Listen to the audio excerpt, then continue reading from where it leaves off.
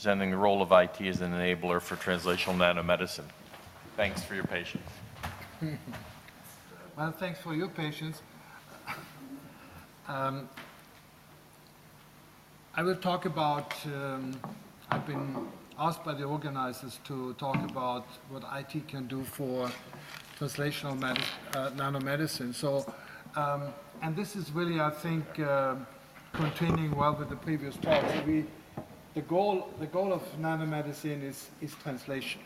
We want to see that in medical clinical practice, but what can IT do to enable that? And I have been able to find five areas where IT can make a contribution. So it's complementing laboratory experiments with data management analysis. We heard a little bit of that today already. I will give you example. I will try to give examples of everything. Second, that was the topic of this session, literature search, but also hypothesis generation. The third is modeling and simulation. It has not been covered at this conference so far. The fourth is integrating diagnostic sources to support clinical decision support. And number five is then the final step. What can IT do really enable the transformation that actually extends across all stakeholders in the healthcare system? So let me start with the first, and I take the example of our Nobel laureate who was speaking this morning, Gerd Binnig, the scanning tunneling microscope. This is a good example where IT is really essential because, as opposed to optic microscope, also electronic microscope, this is the first time that we are not really seeing a picture. The only way to display what we are seeing is to do some data processing. So the data generated by scanning tunnel microscope has to be processed in order to generate a picture and do something that's equivalent to an optical microscope. Another example of that category where you're looking at experimental data and use IT is sequencing. So we had a speaker this morning, Huanming Yang, and it's interesting to see how things developed or have developed and will develop in the future. In the year 2000, you see this blue area, or the red and blue, sample preparation and sequencing, they accounted for almost everything. So the experimental equipment was so expensive. You see, the Human Genome Project, $3 billion, and most of that was equipment and sample preparation. But what's already happened in 2010 is that this blue area has decreased significantly. The throughput of sequencing instruments has been advancing faster than Moore's law, that what we are used with our computers and with our storage. And in 2020, what we are going to see is that, you see, this blue area is going to be so small when we have reached the $1,000 genome, and actually less in 2020, we're sure. What's left is the sample preparation and then the data reduction, data management, and in particular the downstream analysis. Because you want to do something with the data. You want to analyze the data and achieve a certain purpose. You have a project you want to complete, and in order to do that, so you do an order of downstream analysis. It's going to be more than 50% of the cost of the sequencing. So in a way, IT is taken over, and the rest is reduced to much smaller because the data analysis is really very, very complicated. The second area is assisting scientists in literature search, and so we have been talking about, this is a slide that is more than 10 years old, that You're sitting there and you look at the external, internal information, you look at experimental data, you look at also simulation results, and you want to combine and integrate that, and there are all those things you want to do. But I think what's the case today is simple search is no longer sufficient. You really need to assess the quality of the publication somehow. This was a point of discussion this morning. Somehow you want to assist in getting that done. You also, we have those emerging new areas like crowdsourcing, like using a community approach, social networks to solve scientific problems. There are good examples of that. There have been examples in protein folding, examples in systems biology. There's this so-called DREAM project that is relying on this method, where you're inviting scientific teams to a competition to solve a problem. And actually what has been found by analyzing the results is that the winner of that competition is still not better than if you combine ideas from all of them and create something that goes beyond this winning result. So that's it's an emerging new area, crowdsourcing, that where IT plays, of course, an important role. And then there's also what we had discussion today with the Watson system and what Gerd Binnig talked about, definitions in imaging data analysis. So you want to use machine learning not only to analyze but also to generate hypotheses. I'll give you an example what Watson actually did initially to respond to a Jeopardy question. The Jeopardy question was, and this is to illustrate that cognitive computing can now actually find hidden links. So on hearing of this discovery of George Mallory's body, he told reporters he still thinks he was first. That is a typical Jeopardy, the TV game question. And you have to come up with an answer, and you understand that for a computer this is extremely difficult because you have to actually separate things. First, you take the first part of the sentence, discovery of George Mallory's body. So what could that be? And so there are all kinds of activities going on and searching the database for a possible answer. And, well, one possible answer is Mount Everest, because George Mallory was one of the first people who tried to climb in the 20s of the 20th century, 1920s.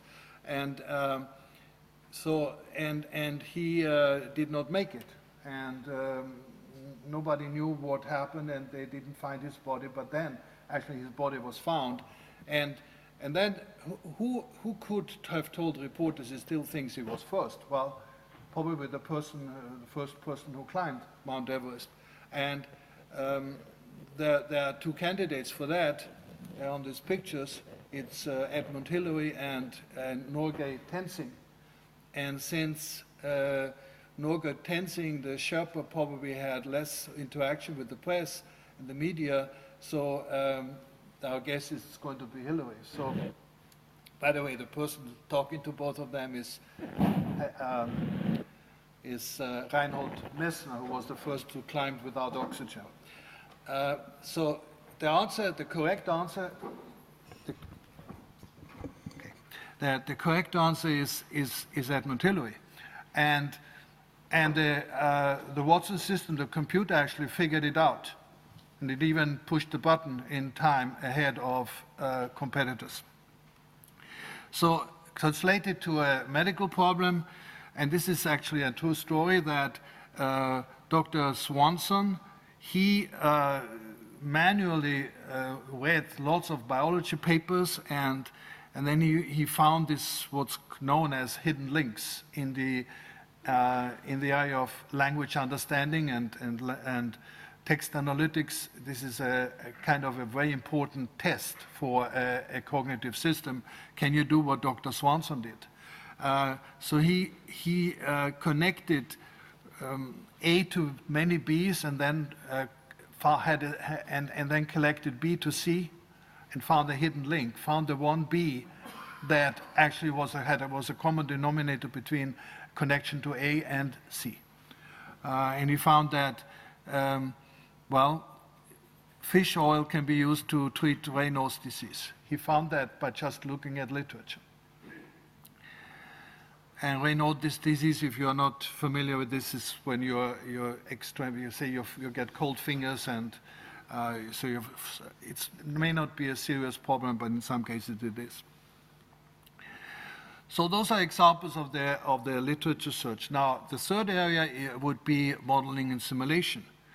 I believe that modeling and simulation can do a lot to help with nanomedicine. It may not have been used so much, but it has, of course, been used in developing materials, nanomaterials, because if you can simulate something, it definitely helps, at least in complementing experimental activities. And there's a wide spectrum of possibilities. You can go from molecules to cells, to tissue, to organs and organisms and even populations. So it's a huge spectrum of things, and below you have listed, they have listed all the methods that are used in those various contexts. You go from quantum mechanics all the way to population dynamics. And here you have fluid dynamics when you do simulation, finite element methods for heart simulations and so on. And there are scales that you have to bridge, huge steps in scales in both time and distance. So we have, this is the nano area, and we have, we go at 9 orders of spatial dimension. And in time, it's actually 15 orders of temporal scale that we have to bridge. So you have to develop special multi-scale methods to really deal with that complexity. I give you a few examples. You can actually helping in developing vaccines by looking at how a virus interacts with targets. You can look at ligand binding, where proteins are simulated, and drugs and ligands, how they interact with receptors. You can actually simulate the heart nowadays with very high accuracy in real time and predict toxicity, because many drugs have side effects that have cardiovascular, you may even generate arrhythmia, and with that simulation you can actually have some predictive capabilities in this space. And you can use genomics in agriculture to help with the breeding and help with things genetic modifications that Huan Min Yang discussed this morning. In China, they're trying to improve rice. They have trying to improve the yields and also the resistance of plants. And you can also help with simulations of that. Number 4 is how to integrate diagnostic sources.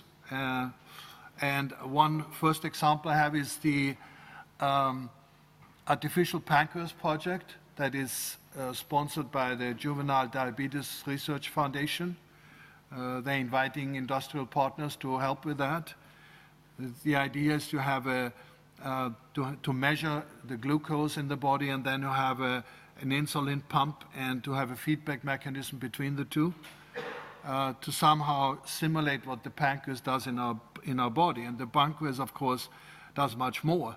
In terms of the endocrine function of the pancreas, it has alpha cells that produce glucagon. There are 15 to 20% of the total islet cells in the pancreas.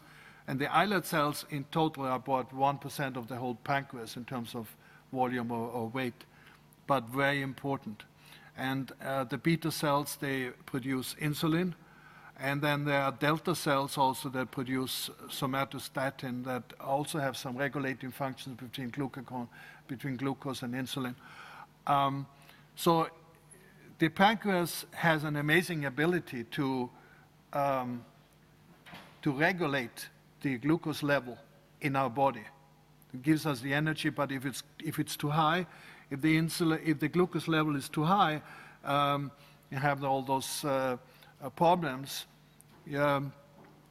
and long-term side effects like, well, it affects the small blood vessels, which are important in the kidney and in the eyes and extremities, the toes and so on. And if the glucose level gets too low, you can get into a coma, and that is unfortunately a reality for many diabetes patients. It happens sometimes. So what you want an artificial pancreas to do is to measure the glucose level continuously, and then to regulate the insulin pump such that it's going to keep the glucose level in this narrow band that is the ideal value. And what has been done so far is that at least there is now a hypoglycemia minimizer that, well, there is now a Medtronic pump that shuts off when the glucose level gets too low. So that's the first step. The next steps, and they are here illustrated as 2, 3, 4, 5, and 6. And that's still a long way to go. And this slide has been provided kindly by Aaron Kowalski, who works in the JDRF on this project. He's the project leader. So we would like to not only prevent low levels of glucose, but also the high levels, and eventually you want to actually have a glucagon release, not only in insulin like beta cells, you also want to simulate the function of the alpha cells. And you also would like to then implement an algorithm, actually software that programs that the insulin pump such that it works like a human pancreas. Again, still a long way to go, but progress has been made, and they're certainly going to be helpful, even the smallest first step. And of course, in parallel to this is the IT solution. That would be the nanomedical solution. Of course, there's another path, and that is to transplant the pancreas, or to transplant the beta cells, or maybe even prevent and cure diabetes, which is hope for the future. Now, in other clinical decision support opportunities where IT plays a role would be, say, cancer diagnosis and treatment. That would be the example that David Kerr gave today. Cancer and helping, assisting oncologists in treating patients. Another one would be cardiovascular surgery, where you integrate all the diagnostic data and then give a recommendation to the doctor based on the patient record and the particular personal information you have. Number 5 is really the ultimate function of IT, where you need to make sure that all those stakeholders in the healthcare system around the patient, or say around the consumer, if you're dealing with prevention and wellness, not just disease, you want to make sure that they interact, they are connected, not only in meeting each other and talking to each other, but also that information can flow between the stakeholders. And IT is certainly an enabler of that flow of information. And standards are very important, agreeing on standards for medical records, for the payers, insurance companies, but also the regulators and the research agencies, and then the solution providers that make the drugs and make the medical devices and diagnostic devices, and also IT companies. And in a way, that's a vision of the future, where you are and this is seen from the point of view of IT, that you have a data and systems integration. On the x-axis, you're going from non-specific to organized and personalized, and you're going from error reduction to disease prevention. And on the y-axis, you see the advancing technologies, so that there's more and more technology applied and converging. So nanotechnology converging or combined with information technology, achieving the transformation of translational nanomedicine and at the end, personalized healthcare. Thank you.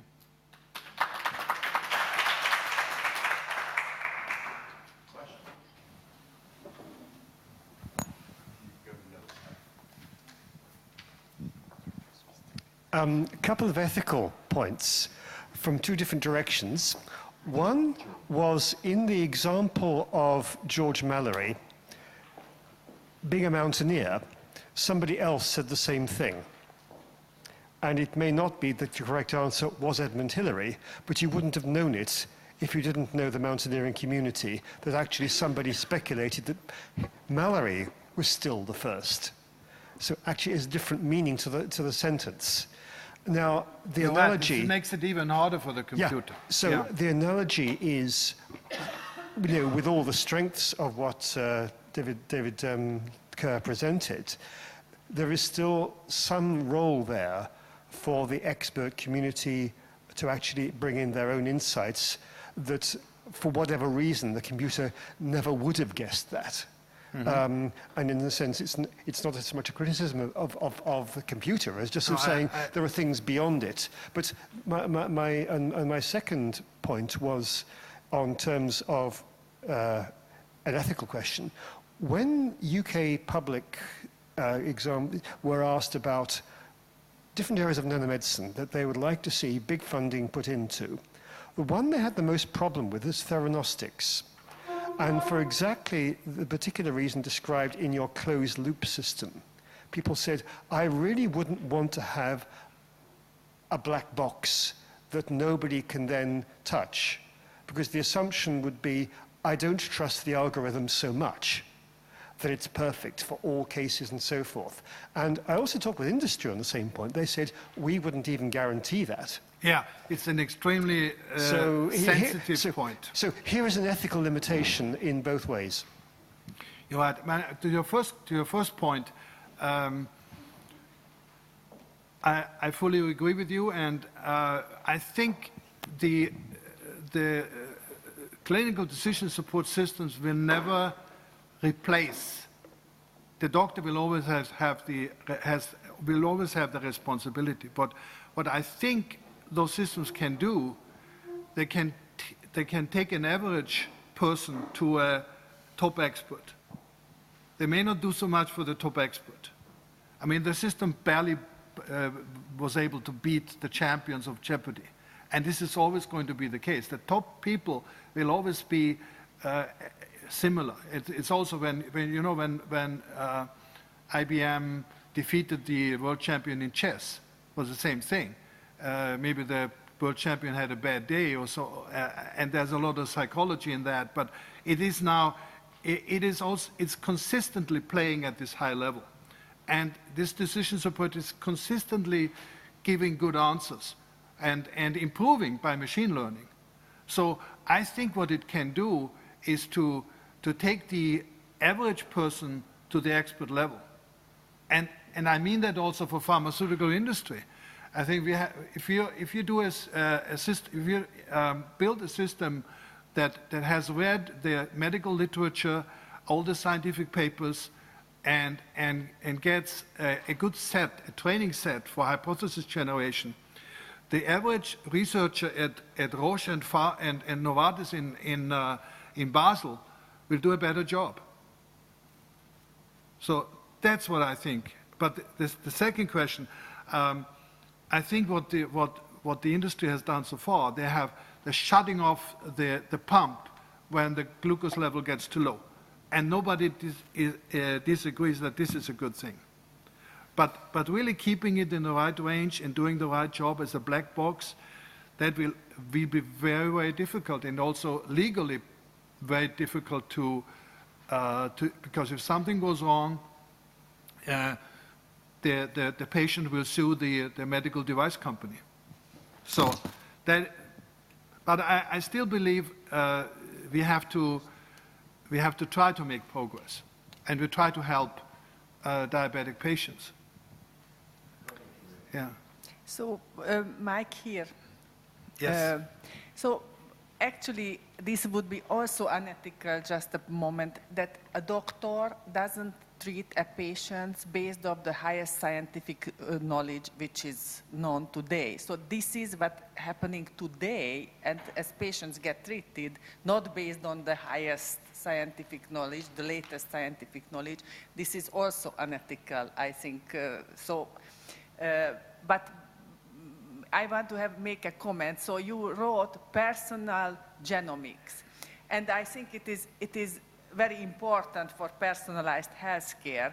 And basically, without IT capability, this kind of data cannot be translated to knowledge and cannot help the doctor to make a correct decision.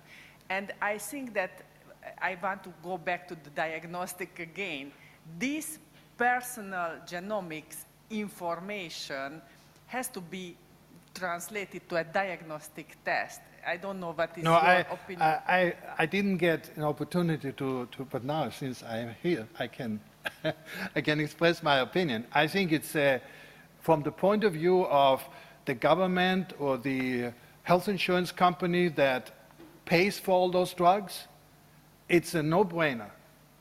Of course you want to pay more for the diagnostic test because you're saving all this money that is wasted on patients that don't get a benefit. So if you can reduce the number of patients because you just pick the ones that will benefit, unless there are patients that they still believe, despite the fact that there are no non-responders, they still want to do it, but then they have to pay themselves, right? But if the insurance company can make that argument, if you have a quite reliable diagnostic test, you definitely want to pay for that. And I am sure that this will be the place of IT, because otherwise we cannot translate to knowledge this lot of ACTG information, of genomic information. One more back here, and then we'll close everything down. So we can have lunch. Go ahead. Yes, I am very impressed about one of the issues that you spoke about, reproducibility, that some of the things that are published cannot be reproduced. And it's very interesting, when I was finishing my doctoral studies at George Washington University, I went to the Library of the Congress, and we had the benefit of having summaries of so many research, you know.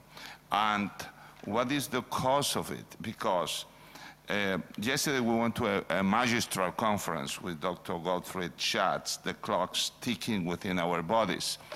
And it is very common that our scientists that don't want to acknowledge that there is a rational, logic world, and that there is a framework which transcends rationality.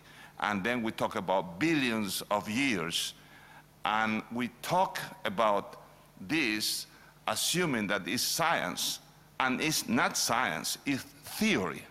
It's the same theory as we can argue is in the Bible, but it cannot be reproduced. So, and we accept that people that are very smart come here and try to convince us that when they talk about millions of years, they are talking about science.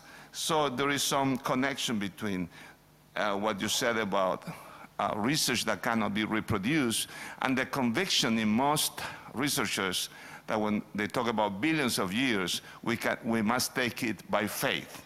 And as I said yesterday, you need greater faith to be convinced that the perfection of the human body, millions of clocks ticking within our bodies, is just the result of Big Bang. Take the chair's prerogative and ask one last question, because I want to go back to the issue and the controversy that just started a minute ago about the closing of the loop of the black box and the ethics behind this.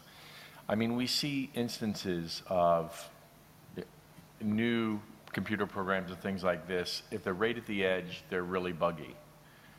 But 486s are now running some of the fundamental systems that keep the electric system going, power plants and things like this.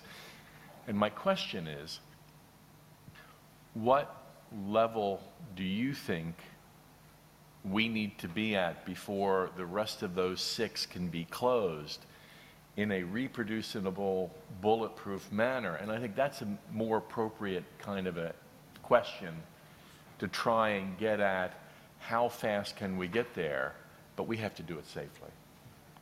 So. Yeah, well, this is going to be done in the normal way, that